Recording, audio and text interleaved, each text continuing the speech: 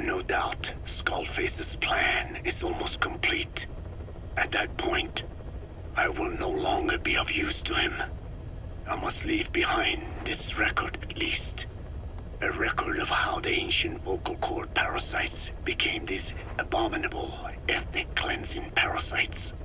I believe he has two purposes for the ethnic cleansing parasites. The first, as their name suggests, is ethnic cleansing. This conflict between East and West that envelops the world will not last much longer. Once the Cold War ends, and the weight of America and the Soviet Union is lifted away, the ethnic conflicts they kept suppressed will all rise to the surface. It is not difficult to imagine that the radical sides will begin cleansing their adversaries. But what if an ethnic cleansing parasite matching the language of the aggressors were to be unleashed? The aggressors would be washed off the earth. At the very least, the idea that retaliation could eradicate your people would prove a powerful deterrent. The second purpose is the Englishization of the world. To cipher the organization, this is probably their main use. Man thinks in words, or rather, words are man's very means of thinking. If you erase a word representing some concept, the concept itself disappears from the world. Nishone means beautiful in Navajo, but the image that comes to mind when we say Nishone differs from the Blagana's beautiful. An azure sky, a rolling landscape, lush greenery. The meaning we place in Nishone has its roots in Dene culture. If we lose the word Nishone, the images of our beautiful homeland would be washed away into oblivion along with it, just as Orwell indicated years ago. Cipher, being based in America, is pushing Englishization for this very reason. Suppose all 5 billion people on this planet come to read, speak, and think in English. Their wills could also be streamlined under English. Cipher's control would be all the easier. Economic governance would progress in leaps and bounds. The ethnic cleansing parasites would be a great aid in accomplishing this goal. There is no need to destroy every language besides English. All they need to do is weaken other dominant languages competing with it. Russian, Chinese, Arabic. If people know they risk their lives speaking such languages, they will flock to the lingua franca that is English. Cipher need not even focus attention on smaller languages. After all, they are already being eaten away by English. Business, education, film, commodities. English has permeated every area of global society.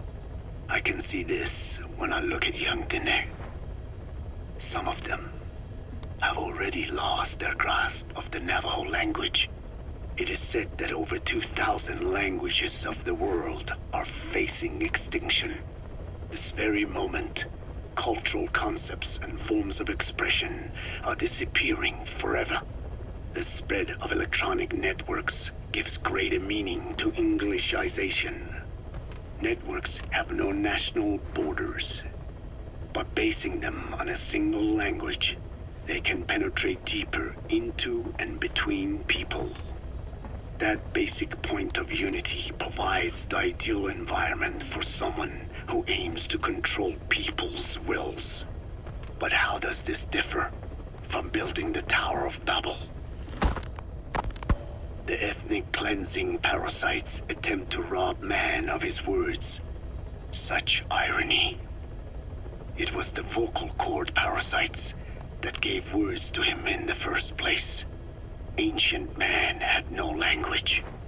Unable to produce complex sounds due to the structure of the throat, he could communicate only through simple vocalizations and gestures. Then the vocal cord parasites infected his larynx. Man's transition to walking upright did not gift him solely with intelligence, but also with his voice. At the time, the vocal cord parasites never harmed man. They merely took a small measure of nourishment. In fact, you could call it a symbiotic relationship. Some animal species use particular vocalization patterns to attract a female and reproduce. Songbirds, certain insects, and also the vocal cord parasites. The difference is that the parasites themselves did not produce sounds. Rather, they had their hosts, man, do it for them. Once secure on the human host vocal cords, a male vocal cord parasite caused the host to produce a certain sound pattern, something like a warble of a bird. Meanwhile, females parasitizing other host pharynxes need only wait. Upon hearing the sound pattern of an attractive mate, they would manipulate their hosts into making contact with the person it came from. The female traveled through his host's saliva to the other host's vocal cords, where the male was waiting and the pair copulated. We can only imagine how the female manipulated his host, but it was probably through smell. Smells traveled directly to the limbic system via the olfactory cilia in the nasal cavity. Volatile compounds released by the female would stimulate the limbic system, which controls instincts, making the host feel amorous. This kind of sexual selection naturally led to competition between the male parasites.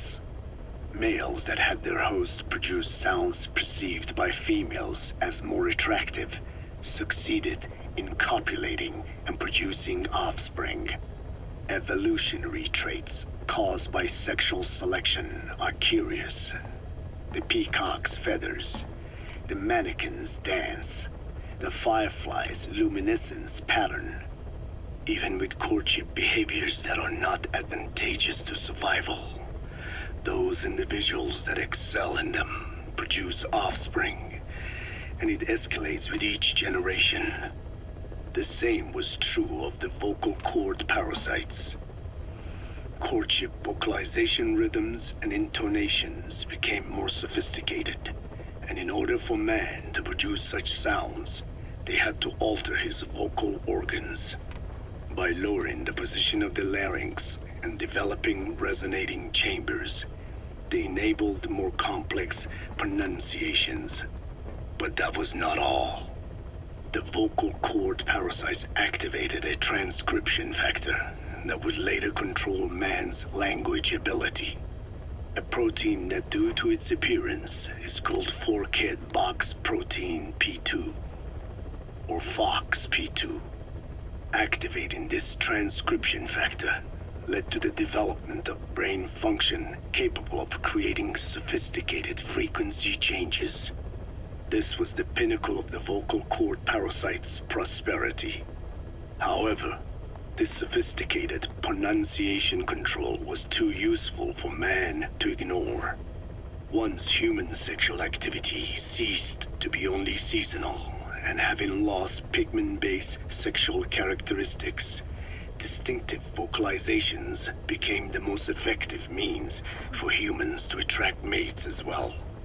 Combined with logic pathways hardwired into the brain, or universal grammar, it was not long before advanced communication was possible. This was the birth of language. Luckily for man, it was around this time that a particular retrovirus was circulating. While not lethal, it infected not only man, but the vocal cord parasites as well. It is presumed that this virus removed part of the parasite's DNA and reverse transcribed it into man's reproductive cells. It was a vector, Among the genes it transcribed were the ones responsible for the production of language. The vocal cord parasite's vocalization genes were written into the human genome. The parasites were no longer of any use to man now. Man could use his voice as he pleased, when he pleased, hindering the parasite's courtship vocalizations. Having lost their opportunity to reproduce, the parasites died out, leaving behind only the transcribed genes. The vocal cord parasites were once in symbiosis with man. Its genes even became a part of his. Humans and parasites are extremely close. As such, it will be extremely difficult for man's immune system to eliminate the vocal cord parasites. Even cutting them out will be no simple matter, which is exactly why these ethnic cleansing parasites are such a formidable weapon. The rise of the vocal cord parasites goes back approximately 300 million years to the Permian period. At that time, they were not even parasites, but predatory autotrophs. They are believed to have been the common ancestor to the Pentastomida and the Cyclops genus of copepods. However, Earth's environment underwent a violent change at the end of the Permian period. The cause is unclear, but evidence suggests that over 90% of the Earth's organisms at that time died out. The most pronounced threat to the proto-parasites was the severe reduction in oxygen concentration.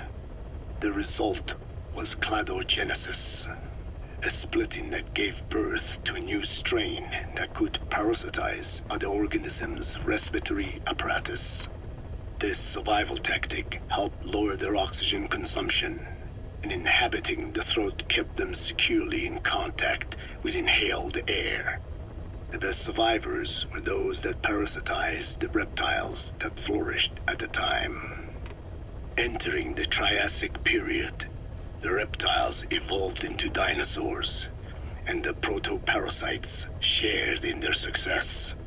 Dinosaurs developed respiratory organs called air sacs to adapt to the low oxygen environment.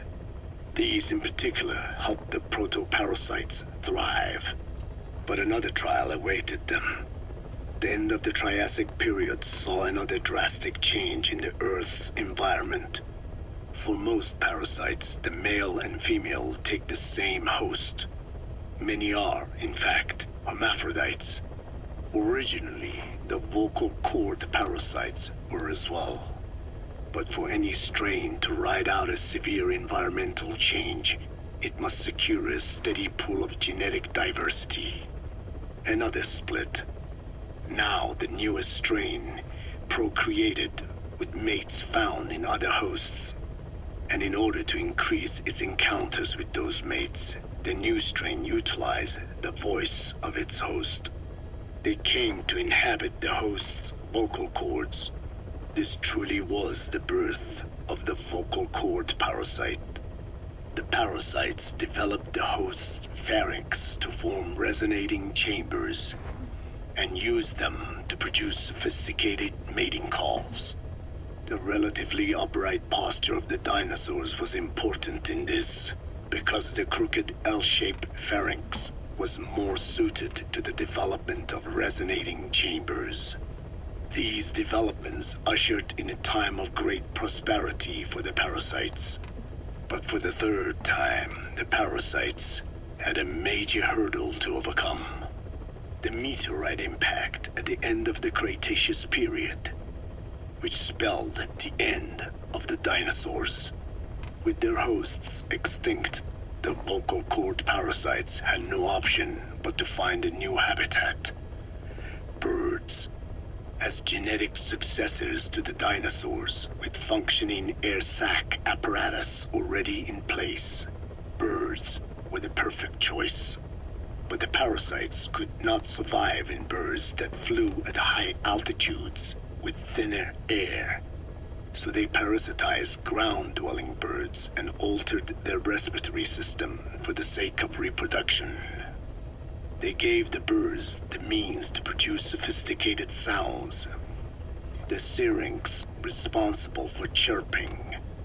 This is the proof that points to activation of FOXP2 in songbirds as well as humans. The Cenozoic era began with a rise in oxygen concentration, which helped mammals to evolve and increase in size.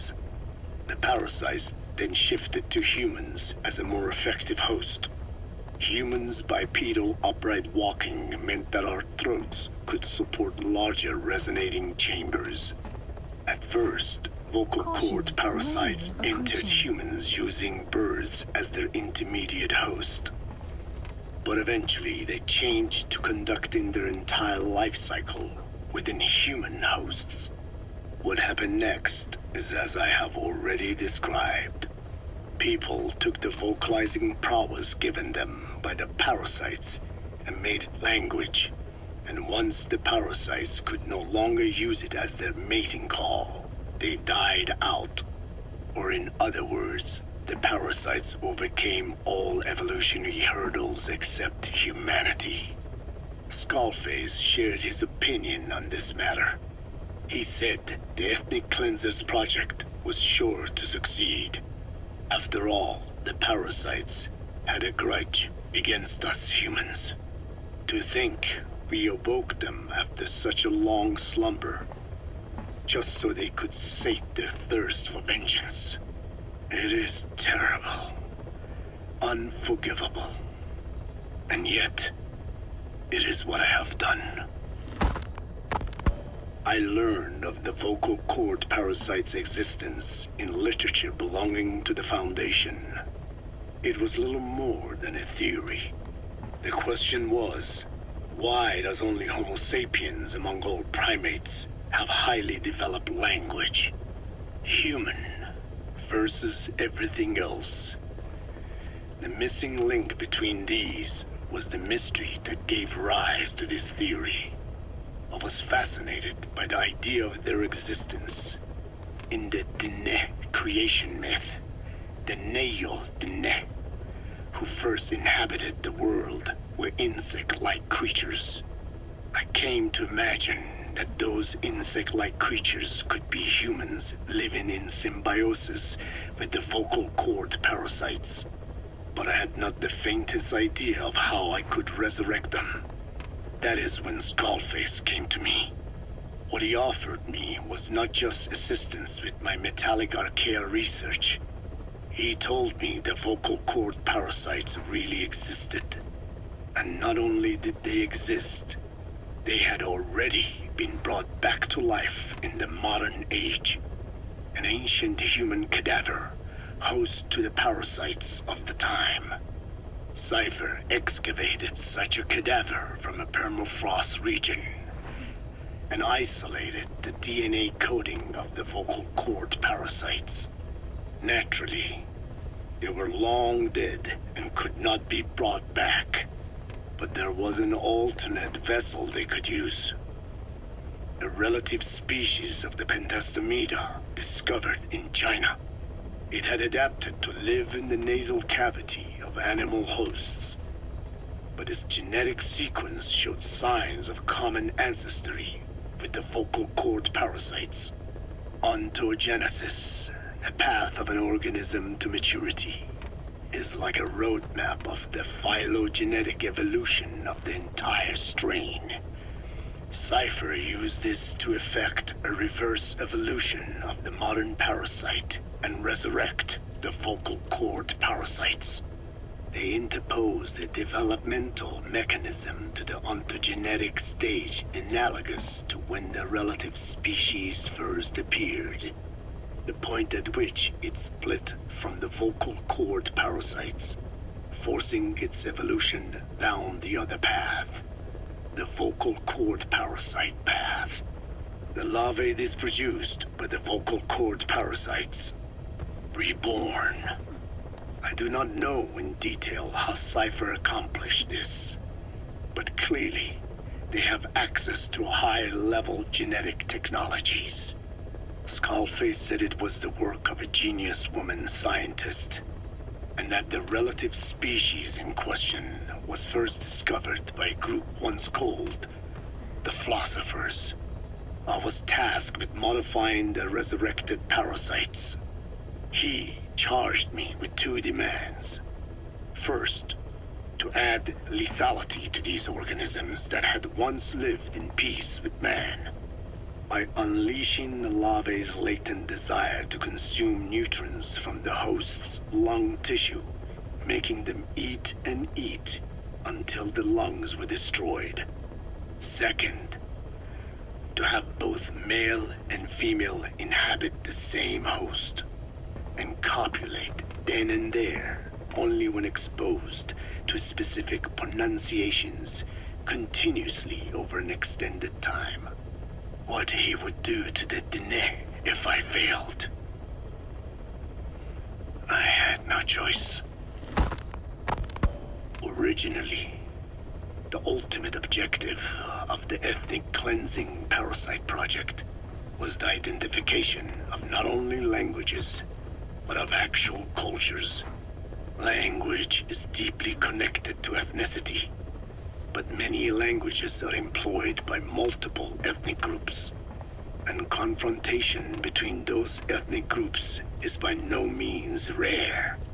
If the cleanser parasites were to be a deterrent against ethnic conflict, they had to distinguish between groups using means other than pure language. The original plan called for this to be achieved by differences in the transmission vector. Each ethnic group has different lifestyle customs and eating habits. For instance, parasites living in shallow water and taken in through the skin could be used to target rice farming groups, or parasites using cows as their intermediate host would be ineffective against cultures that abstain from eating beef. But that is a lofty goal indeed. The current parasites mainly rely on droplet transmission. It would take extensive time to alter the transmission route. I eventually learned that the Ethnic Cleansers project had been shut down. It was Skullface who put it back into operation. But despite that, he told me to forget about the transmission route and just focus on language identification. I do not know why. I understand that the Chinese philosophers who discovered the relative species of parasite originally planned to develop a phonogrammic Alexia parasite. The left temporal parietal region is home to the part of the brain that identifies the phonetic symbols of the English language. They wished to create a strain that would parasitize that region and suppress its literacy functions. The brain area responsible for identifying the logographs of Chinese, meanwhile, is in the left middle frontal gyrus, meaning that even if native speakers of Chinese were infected with the parasite, the literacy would be unaffected. Old and new, east and west, there is no limit to the delusions of those in power. But this delusion threatens to become a reality.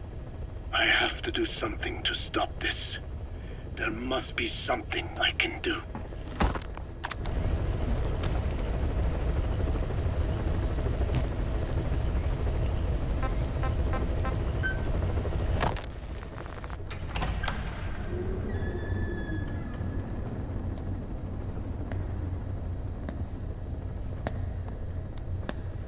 The weather will clear shortly.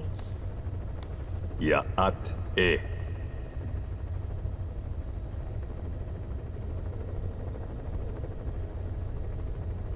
You disappoint me. Have you forgotten my face? Leave me be. You won't respond to anyone else, so I figured it must be me you wanted to see. But now you won't even look at me. Have I not suffered enough? Not until you've eased my suffering first. To tell you the truth, old man, I'm in a bit of a bind. It's about your children. You know what I mean? The parasites. The ones that infect a man's throat, killing him if he speaks their language. They must not be allowed to multiply. You are allowed to live only in order to help me. But you don't want to, do you? So why not choose death instead? Because you want to protect the Diné and their land from me. That's your purpose, isn't it? Don't lose sight of that now. It's in your interest to cooperate. Because if you don't... Madness. The parasites can't detect your people's tongue. So I'll just have to resort to more heavy-handed means. I have the greatest respect for your people. I would rather avoid such a thing, but we don't always get our way. I was born a tiny mote in a mighty tempest, and until those winds abate, all I can choose is how to act when they blow me this way or that. Tell me, Code Talker, what happens to a man infected with a pair of your parasites? Can they be removed? Can the full-blown symptoms be prevented? It is impossible to remove the parasites alone. They have too close an affinity with humans. Then how do you stop the symptoms from developing? All right. I was hoping for an answer now, but perhaps you just need a little more time. I'll be back soon. I've set up shop, not far from here. We'll be seeing a lot more of each other. If you are close by, then it is almost complete. We're in the final phases. All that's left is to see if I can actually disable a nuke, with the help of your metallic a.k.a. Once that's done, I won't have to return here again, and your suffering will end, as will your people's. We're almost finished, Code Talker, each in our own way. My only regret will be not finishing you. There's nothing stopping you. I'm only alive because you want me that way. Ridiculous. As you wish. My regret is this misunderstanding between us. You and I, our goal is the same. We should be working together. A symbiosis. You do not know my mind. I simply want the Diné bloodline to endure. Really now? You're just another mote in the storm. How you react to all the slings and arrows, that's what counts. That's why you call those squirming monsters your children. What I have done is forbidden. Forgive me, all of you. The world should be left the way it is. You of all men should know that.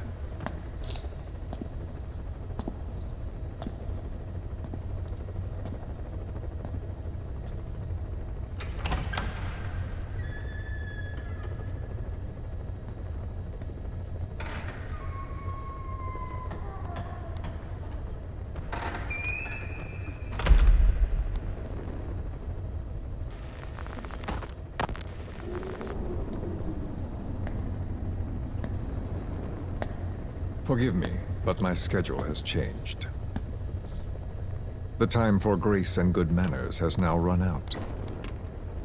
Please. Torture will not work on me. Surely you know this. Oh, I have no intention of getting rough with you. You haven't been beaten. Your hands aren't even tied. Just like me, you live in symbiosis with countless parasites. What wounds I might inflict, they'll patch right up. You might feel considerable pain, but I've no doubt you can withstand it. Then what do you plan on doing? I have a soldier standing outside. Nothing special about him, except that he always obeys. I have given him one instruction. Whenever I ring this bell, he passes on a message for me. That message is simply, go. What is this? After that, though, it gets complicated. The message will arrive at a room, a little bigger than this one, nothing special. Some of your people are in this room, surrounded by my men. Enough of this. They pick them at random. No regard for age, gender. In that, I suppose, they're different from you. Not as discriminating. They tied them up, one by one, blindfolded them. We had to maintain order, you understand? You bastard. Go. When they hear that, my men will pick one of your people and infect them with a parasite. Your parasite. It won't work on my people. True. The vocal cord parasite doesn't respond to your language. But what about English? An English strain. It exists. A ring of this bell, and they infect one person. If that person abandons the Navajo language, the English strain will trigger symptoms. You monster. So, it's quite simple. Every time I ring the bell, another of your people is infected. Don't do this. I don't want to do this. I'd rather not have to ring the bell, which is why I'm hoping you will talk to me. What do you want? What else could you possibly want? You know the answer to that. How to prevent the symptoms caused by the parasite. You cannot control it like some slave. Forget the idea. Forget it. Unlikely. I will never tell you. What have you done? You made me do that. You black-hearted... Settle down. Don't use it again. Well, that is up to you. All you need to do is tell me what I want. How to prevent the vocal cord parasite symptoms. Why? Why do you need to know? The adult soldiers at Massa are all dead. What? The parasite traveled downstream. How? It would appear that he was involved. Another demon who woke up from 9 years of slumber. As a result, the vocal cord parasite spread through the village. I told you this would happen. It was an unfortunate accident. He is becoming an annoyance. He may stumble upon the truth sooner or later, but I suppose that is really of no consequence. One day, he too will pay for what he has done. Black Anna. The real demon is you. You know, this incident made me realize something. You are right. I should have acted with more humility. These creatures cannot be controlled. All the more reason I require a means to stop them. There is no such way. Oh, really? Wait! Don't ring it again. It is up to you. Out with it! I see now. There must be more to it than that. What? They are in you. You use this land to breed more of my children. And not just here. No. In pursuit of your ethnic cleansers. You sifted through many language strains. Finding hosts. Breeding more and more. You would have been infected in the process. Infected with countless strains. Most likely your mother tongues as well. Romania, Northern Transylvania. You found that one too. Yes, the Hungarian strain. That responds to the CK's dialect. Silence! Black Anna. It is you who shall pay.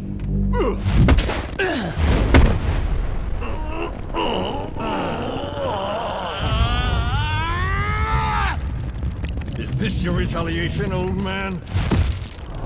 Let my people go and never bother them again.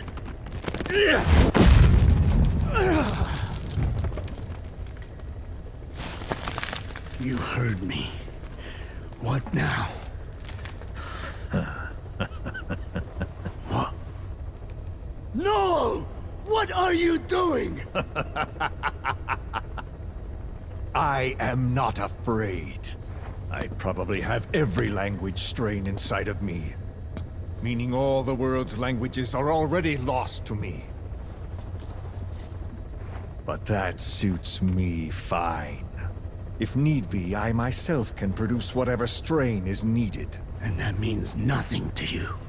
If you are infected, you can never again speak your mother tongue. Otherwise you will die. As will every one of your countrymen. A few words here and there won't trigger the symptoms. And besides, the time is not yet right to show this face in my homeland. Not until my revenge is complete. Now... Stop! We're out of time. I have to get going. Well... No!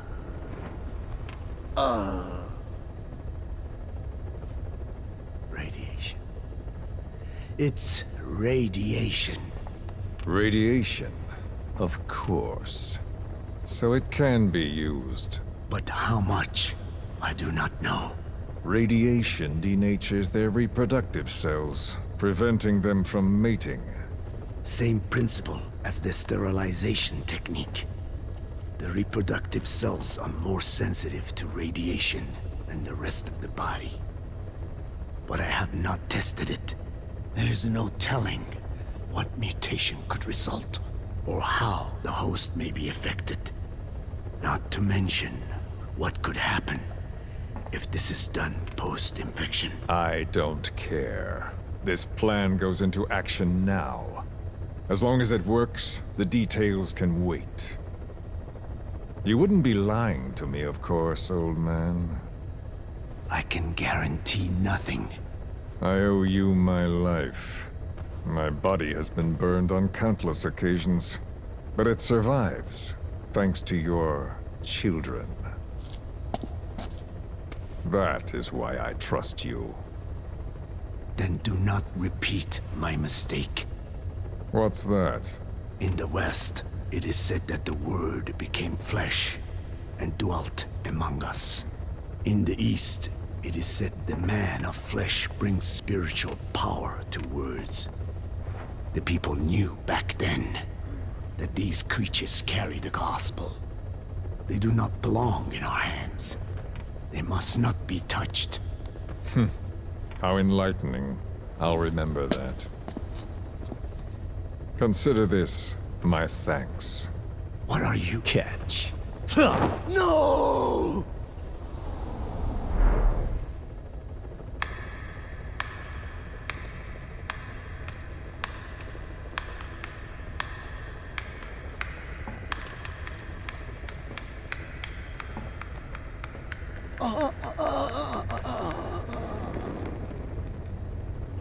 Well then, I'm afraid it really is goodbye this time, Code Talker.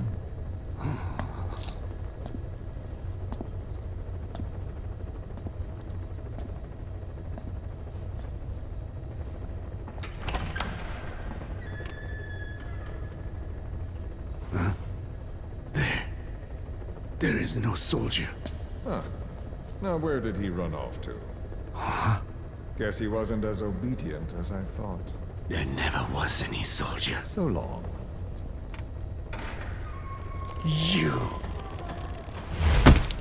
How dare you!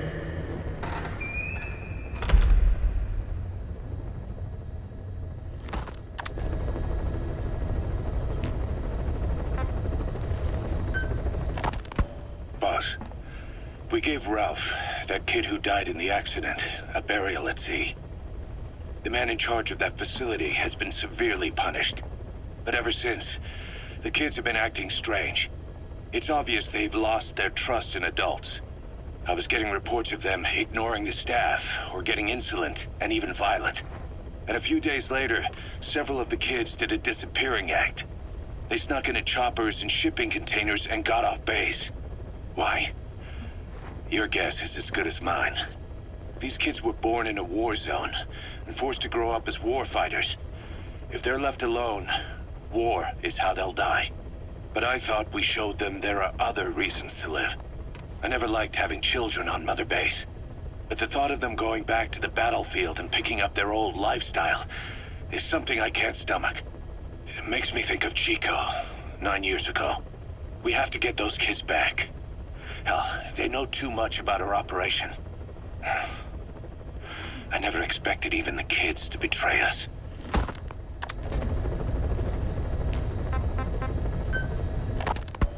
So, as if putting me on stage to sing was not enough, Miller even expected me to write the lyrics. He even said he had thought of the title already. Love Deterrence. As if he had done the hard part. Deterrence? Love? Deterrence? Deterrence it is when nuclear weapons prevent war, right? I do not see how love fits in. But it was too late to complain, so I just sat and listened to the tape of Miller's backing guitar and the professor's melody over and over again. I guess the melody is more Professor Galvez's creation than Miller's, but on the whole I think it is actually a good song. First, it goes for your heart with a sorrowful opening, but then you feel revitalized as the song goes on. Miller grew up in post-war Japan. Maybe that is why the song has that kind of balance. Long ago, I heard some Japanese music called enka, I think. It sounded this way, but I wonder why it has to sound sad in the first place. Miller called it Love Deterrence. Doesn't that mean he had a love song in mind? All I see of Miller and women is the way he fools around with a lot of them at once. But maybe he has had his heart broken too. And what about me? I found myself thinking about Chico and Snake as well. I know Chico has a crush on me, so naturally he should come to mind. But why Snake? He saved me, and I feel indebted to him. But I thought that was all he meant to me. Why does my heart flutter when I think of him?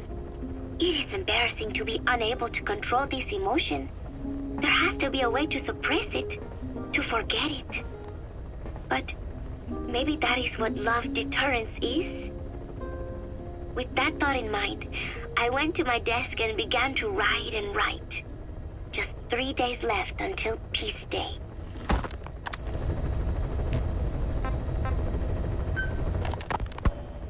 I hope you bought a better hamburger this time, Kazuhira. Right. Well, the last one was lacking in every way. The patty was too thin, the bun too dry, and the lettuce days old at best. Hey, that was 100% all beef patty, and no shortening in the bun either. Nature's blessings, unadulterated, in hamburger form. Is that it? But when taste falls short, so does our gratitude to nature. Making such precious blessings unpalatable is sacrilege. I hate to admit it, but I think you're right. I should have known better than to settle for second best. That's why I had him run some more R&D, develop a new burger. In fact, one of our researchers just dropped by with the latest results. Here it is. See how you like this? We shall see indeed.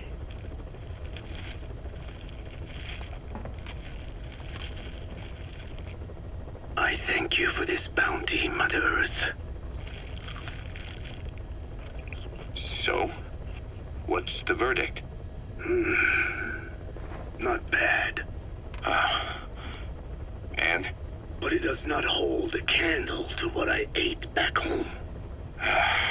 Everyone's a critic. Damn it. I was sure the Kobe beef, but maybe we didn't add enough. If we add any more, we're cutting into our profits. Profits? We'll be taking a loss on every unit. What are you talking about? Huh? Oh, anyway, I'll be back with another round of product. I will be waiting. Did you say product?